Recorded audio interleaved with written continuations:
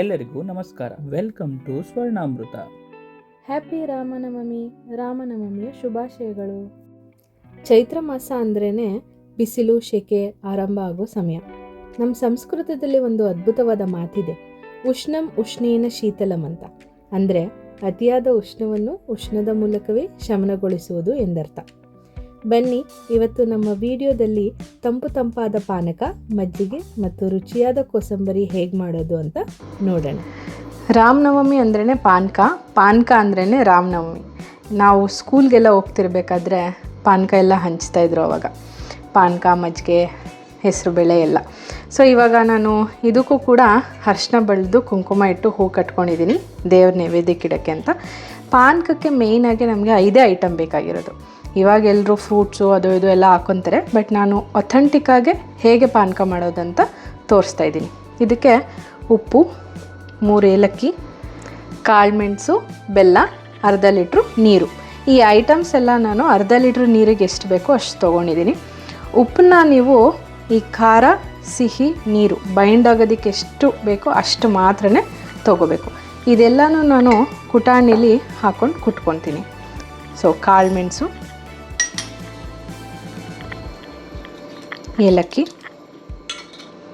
ಏಲಕ್ಕಿನ ನಾನು ಬಿಡಿಸ್ಕೊಂಡು ಹಾಕ್ಕೊತಾ ಇದ್ದೀನಿ. ಸಿಪ್ಪೆ ಇದ್ರೆ ಚೆನ್ನಾಗಿರಲ್ಲ ಅಲ್ವಾ, ಸಿಪ್ಪೆ ಸಮೇತನೂ ಹಾಕ್ಕೊಬೋದು, ಕೆಲವ್ರಿಗೆ ಇಷ್ಟ ಆಗಲ್ಲ. ಸೊ ಹಾಗಾಗಿ ಬಿಡಿಸ್ಕೊಂಡು ಹಾಕ್ಕೊಳ್ಳಿ.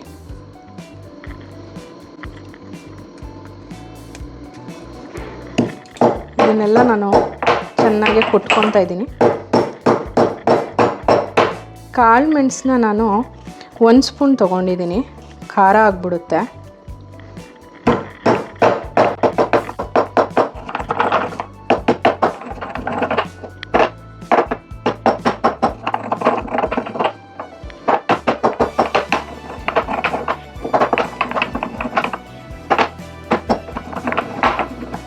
ನೋಡಿ, 2 ಕಲ್ಗೂ ಸೇರಿಕೊಂಡಿದ್ದು ಚೆನ್ನಾಗಿ ನೂರ್ತು.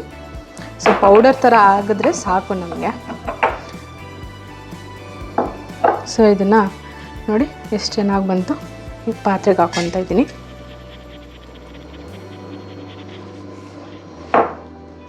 ಸೊ ಬೆಲ್ಲನ ನಾನು ಆಲ್ರೆಡಿ ಚಾಪ್ ಮಾಡಿ ಇಟ್ಕೊಂಡಿದ್ದೀನಿ, ಗ್ರೈಂಡ್ ಥರ ಮಾಡಿ ಸಣ್ಣದಾಗೆ. ಒಂದು 3 ಸ್ಪೂನ್ ಆದರೆ ಸಾಕು.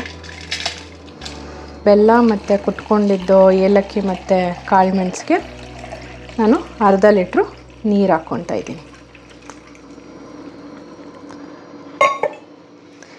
ನೀರಲ್ಲಿ ಬೆಲ್ಲ ಕರಗೋವರೆಗೂ ಚೆನ್ನಾಗಿ ನಾವು ಈ ಥರ ತಿರುಗಿಸ್ಕೊಬೇಕು. ನೋಡಿ, ಬೆಲ್ಲನ ನಾನು ಆಲ್ರೆಡಿ ಗ್ರೈಂಡ್ ಮಾಡಿ ಇಟ್ಕೊಂಡಿರೋದಕ್ಕೆ ಬೇಗ ಕರಗ್ತಾ ಇದೆ ನೀರಲ್ಲಿ. ಇದೆಷ್ಟು ತಂಪು ಅಂದರೆ, ಎಷ್ಟೇ ನಮಗೆ ಒಳಗಡೆ ಉಷ್ಣ ಇದ್ರೂ ಕುಡಿದ್ರೆ ತುಂಬಾ ತಂಪಾಗುತ್ತೆ.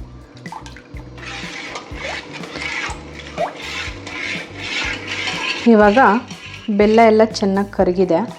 ಸೊ ಎಲ್ಲ ಮಿಕ್ಸ್ ಆಗಿ ಮೆಣಸು ತೇಲ್ತಿದೆ. ಸೊ ಇವಾಗ ಈ 3 ಬೈಂಡ್ ಆಗೋದಕ್ಕೋಸ್ಕರ ಮಾತ್ರ ಒಂದು ಚಿಟಿಕೆ ಉಪ್ಪು ಹಾಕ್ಕೊತಾ ಇದ್ದೀನಿ.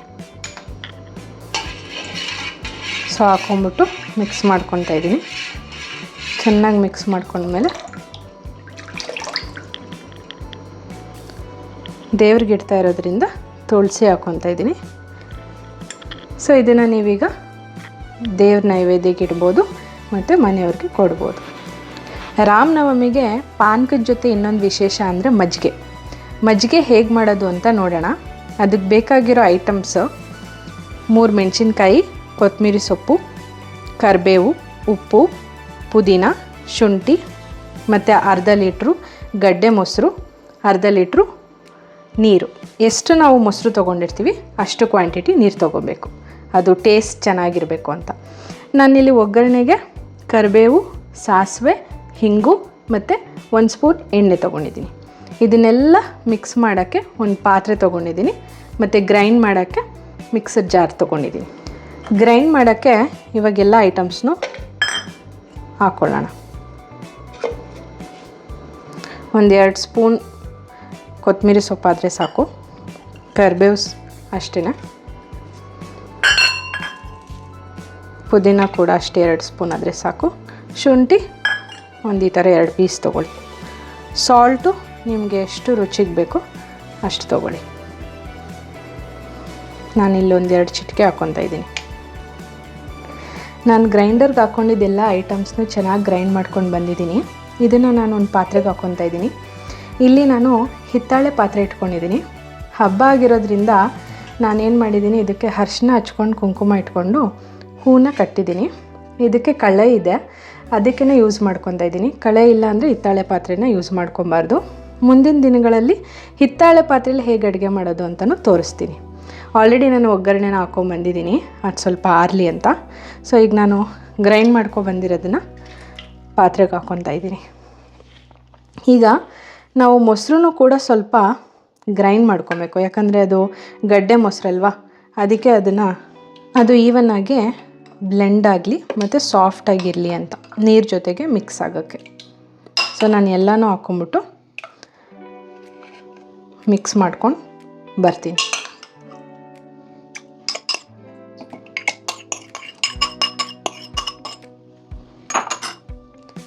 ನಾನಿವಾಗ ಚೆನ್ನಾಗಿ ಗ್ರೈಂಡ್ ಮಾಡ್ಕೊಂಬಂದೆ. ನಮ್ಮ ತಾತ ಮತ್ತು ಅಜ್ಜಿ ಕಾಲದಲ್ಲೆಲ್ಲ ಕೊಡಗೋಲಲ್ಲಿ ಸಿಲ್ಕೋತಾಯಿದ್ರು. ಇವಾಗ ನೋಡಿ ಟೆಕ್ನಾಲಜಿ ಮುಂದೆ ಇರೋದ್ರಿಂದ ನಾವು ಗ್ರೈಂಡರಲ್ಲಿ ಗ್ರೈಂಡ್ ಮಾಡ್ಕೊಬೋದು. ಸೊ ಇದಕ್ಕೆ ನಾನು ನೀರು ಮತ್ತು ಒಗ್ಗರಣೆನೂ ಮಿಕ್ಸ್ ಮಾಡ್ಕೊತಾ ಇದ್ದೀನಿ. ನೀರು ನಿಮ್ಗೆ ಎಷ್ಟು ಬೇಕಷ್ಟು ನೋಡಿಕೊಂಡು ಕನ್ಸಿಸ್ಟೆನ್ಸಿ ಮತ್ತು ಟೇಸ್ಟ್ ಪ್ರಕಾರ ನೀವು ಮಿಕ್ಸ್ ಮಾಡ್ಕೊಳ್ಳಿ. ಒಗ್ಗರಣೆನೂ ಹಾಕ್ಕೊಂಬಿಡ್ತಾಯಿದ್ದೀನಿ. ನೀರು ಸೇರಿಸ್ಕೊತಾ ಇದ್ದೀನಿ. ಸೊ ನೋಡಿ,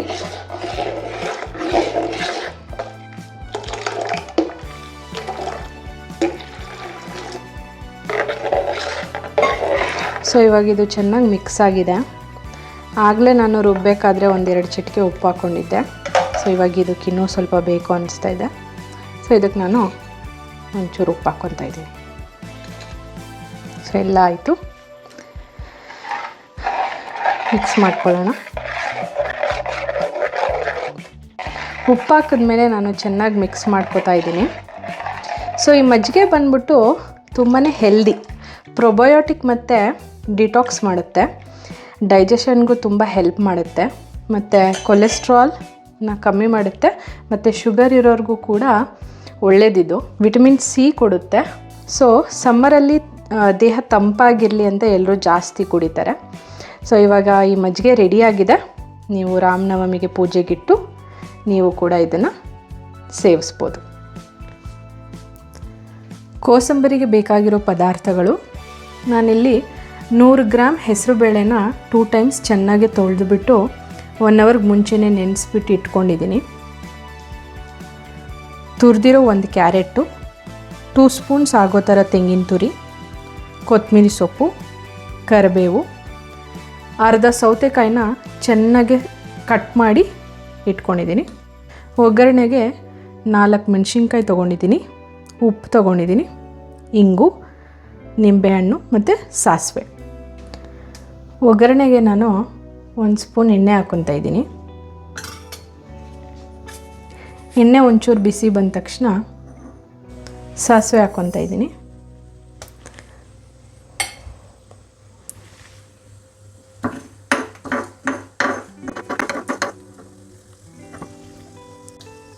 ಅದು ಚಿಟಪಟ ಅಂದ ತಕ್ಷಣ ಮೆಣಸಿನ್ಕಾಯಿ ಹಾಕ್ಕೊತಾ ಇದ್ದೀನಿ. ಮೆಣಸಿನ್ಕಾಯಿನೂ ಜಾಸ್ತಿ ಫ್ರೈ ಆಗಬಾರ್ದು, ಸುಮ್ಮನೆ. ಆಮೇಲೆ ನಾನು ಕರಿಬೇವು ಹಾಕ್ಕೊತಾ ಇದ್ದೀನಿ.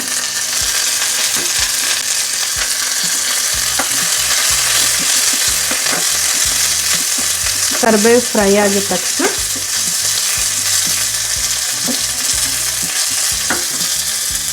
ಹಿಂಗೆ ಹಾಕ್ಕೊತೀನಿ.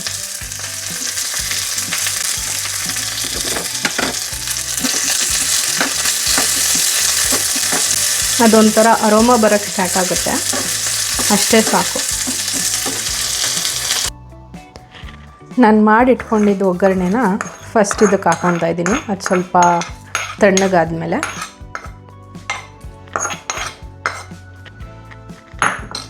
ಬೇಳೆ ನೆನೆಸಿಟ್ಕೊಂಡಿದ್ದು ಹಾಕ್ಕೊತಾ ಇದ್ದೀನಿ.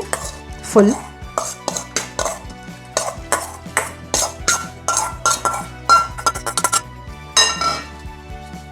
ಇಷ್ಟು ಹೆಸರುಬೇಳೆಗೆ ಅರ್ಧ ಕ್ಯಾರೆಟ್ ಸಾಕು.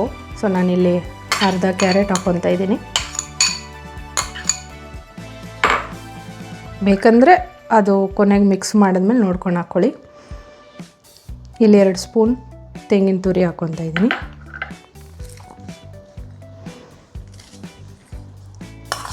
ಸೌತೆಕಾಯಿ ನಾನು ಫುಲ್ ಹಾಕ್ಕೊಂಬಿಡ್ತಾ ಇದ್ದೀನಿ.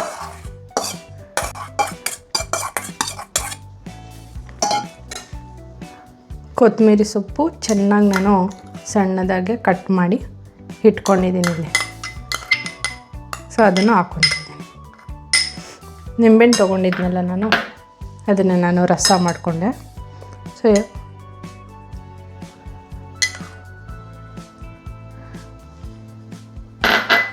ಹಾಕ್ಕೊಂಡಿದ್ದೀನಿ 2 ಸ್ಪೂನು ನಿಂಬೆ ರಸ.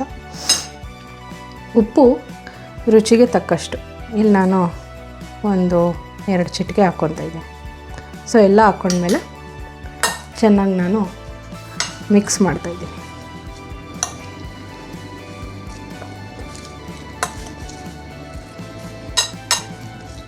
ಸೊ ಎಲ್ಲ ಒಗ್ಗರಣೆ ನಾವು ಹಾಕಿರೋ ಐಟಮ್ಸು ಎಲ್ಲ ಚೆನ್ನಾಗಿ ಮಿಕ್ಸ್ ಆದರೆ ಅದು ಒಳ್ಳೆ ಟೇಸ್ಟ್ ಕೊಡುತ್ತೆ. ಕೋಸಂಬರಿ ಪ್ರೋಟೀನ್ ರಿಚ್ ಆಗಿರುತ್ತೆ. ಯಾಕೆಂದರೆ ಇದರಲ್ಲಿ ಹೆಸರುಬೇಳೆ ಇರುತ್ತಲ್ವ. ಬಿಸಿಲಿಗೆ ತಿಂದರೆ ಹೊಟ್ಟೆಗೂ ತಣ್ಣಗಿರುತ್ತೆ ಮತ್ತು ಆರೋಗ್ಯಕರನೂ ಹೌದು. ಸೊ ಕೋಸಂಬರಿ ರೆಡಿಯಾಗಿದೆ.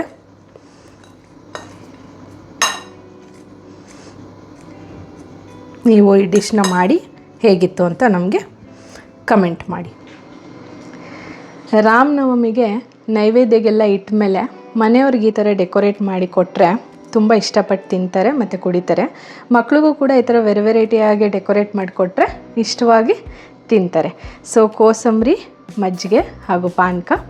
ಈ ರೆಸಿಪಿ ನಿಮಗೆ ಇಷ್ಟ ಆಗಿದರೆ ಲೈಕ್ ಮಾಡಿ, ಶೇರ್ ಮಾಡಿ ಹಾಗೂ ಕಮೆಂಟ್ ಮಾಡಿ ಹೇಗಿತ್ತು ಅಂತ. ಮತ್ತು ನಮ್ಮ ಚಾನಲ್ನ ಸಬ್ಸ್ಕ್ರೈಬ್ ಆಗೋದು ಮರಿಬೇಡಿ. Thanks for watching. ಇನ್ನೊಂದು ರೆಸಿಪಿ ಜೊತೆ ಮತ್ತೆ ಬರ್ತೀನಿ.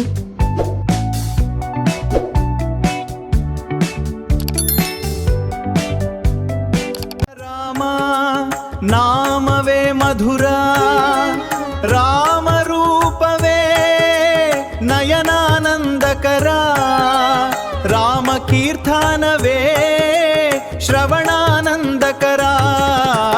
ರಾಮ ರಾಮ ರಾಮ ರಾಮ ಭಜನೆ ಮಾಡು ಮನುಜನೇ, ಕೋಟಿ ಕೋಟಿ ಪಾಪಗಳಿಂದ ಮುಕ್ತಿ ಪಡಿ ಬೇಗನೆ.